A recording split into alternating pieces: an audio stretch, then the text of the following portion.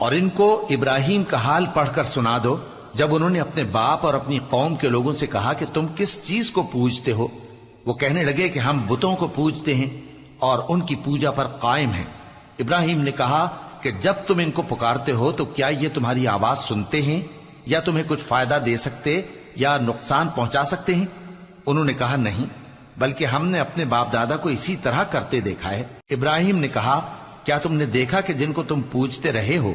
تم بھی اور تمہارے اگلے باپ دادا بھی، تو وہ میرے دشمن ہیں، مگر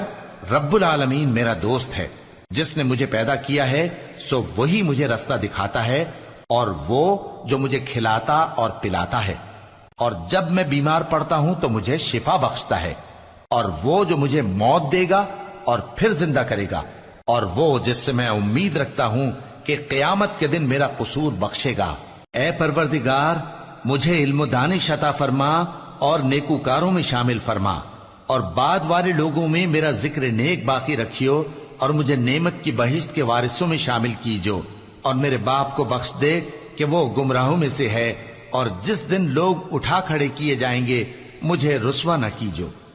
جس دن نہ مال ہی کچھ فائدہ دے سکے گا اور نہ بیٹے۔ ہاں، جو شخص اللہ کے پاس بے روک دل لے کر آیا وہ بچ جائے گا، اور بہشت پرہیزگاروں کے قریب کر دی جائے گی، اور دوزخ گمراہوں کے سامنے لائی جائے گی، اور ان سے کہا جائے گا کہ جن کو تم پوجتے تھے وہ کہاں ہیں؟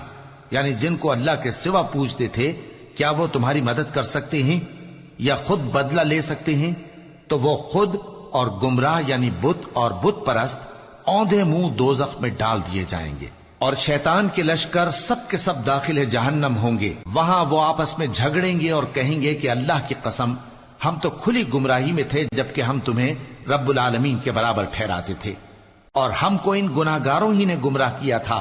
تو آج نہ کوئی ہمارے لیے سفارش کرنے والا ہے اور نہ کوئی گرم جوش دوست۔ تو کاش ہمیں دنیا میں دوبارہ جانا ہو تو ہم مومنوں میں ہو جائیں، بے شک اس میں نشانی ہے اور ان میں اکثر ایمان لانے والے نہیں۔